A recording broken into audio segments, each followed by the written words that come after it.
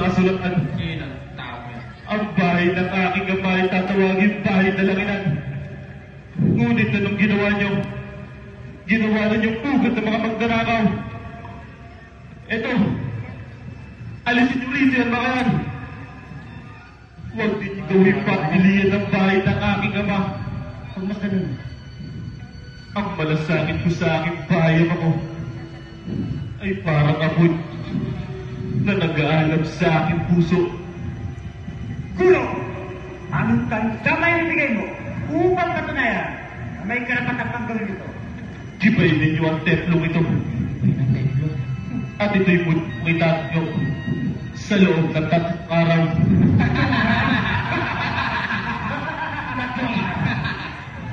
Apat na 6 na taong itinayo ang templo. At itatayo mo lamang sa loob ng 3 araw. Naiibang ang tao ito!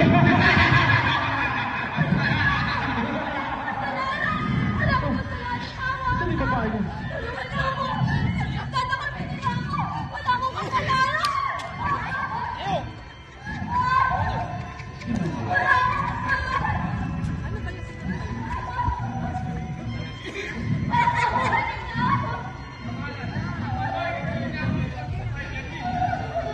Guro!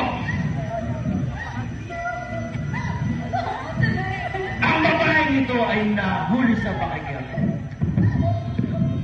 At ayon sa banal na kasulatan ng Moises, siya dapat ay patay. Hanggang siya ay mamatay!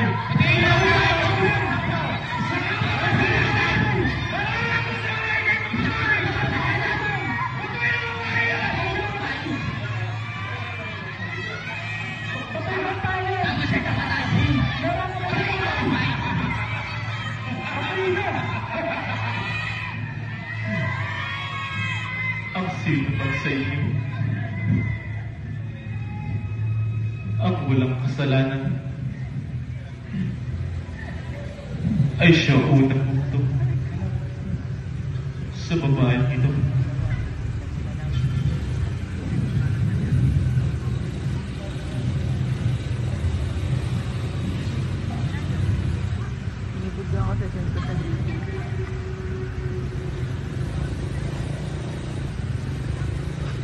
Nasaan sila? Wala bang parusa sa'yo?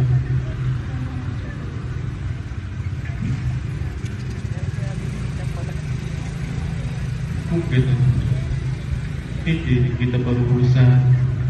Humayo ka at huwag ka ng magkakasalang mali. Ikaw! Kayo! Bakit sumasalo ang inyong guro sa mga publikanong makasalanan? Hindi nakakailangan ng manggagamot ang walang sakit, kundi ang may mga sakit. Naparito ako upang tawagin ng mga makasalanan, hindi ang mga banal. At saan kumuha ng karunungan ng tao ito? Kaya hindi naman nakapag-aral!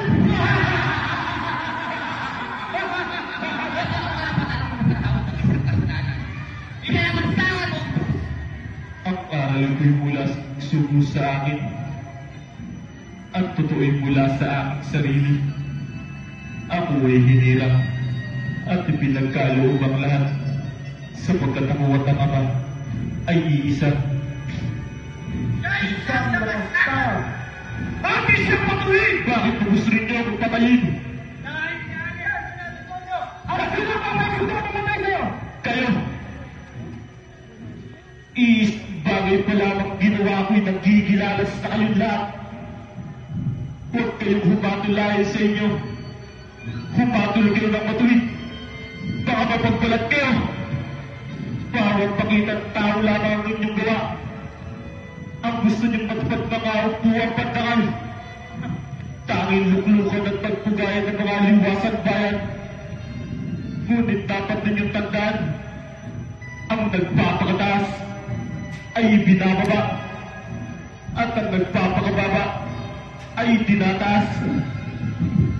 Guro! Sa sinasabi mong yan, pati kami kinukundan mo.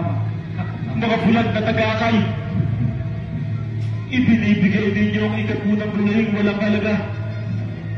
Ngunit kinaliligtaan niyo sa gawa ang lalim mahalagang bagay sa kasulatan. Ang katarungan at pagkabang at ang karapatan. Mga bulag, mga angal, isinasala ninyo ang dikdik ng inyong mga inibig. Ngunit nilulunok ninyo ang kamelyo. Mga kapaghimpabaw, saba ninyong mga pariseo at skriba. Ang katulad ninyo'y libing ang pinaputi. Magaganda sa panlabas. Ngunit ang loob ay puno ng kabulukan at bukod ng mga patay. Sa paningin ng mga tao ay mabuti kayo. Ngunit ang totoo ay punong-puno kayo ng pagpapahimpabaw at kasamaan. Susunod ang tagan. Ayan. Lupahan na tayo niyalapastangan. Ang mga tinuturo niya sa taong bayan ay bawang kasi ng pinaglaban. At nilalabas niya ang bawang sa mga niya. Tulad ng pagtuturo at pagpapagaling sa karamdaman sa araw na ito. Dapat na nating ipadakip ang Isus na yan. Tama. Kaya batayan ninyo siya at mangalap ng maraming katibayan laban sa kanya. Hanap tayo ng pagkakataon upang ang Isus na yan ay mawala sa ating landas.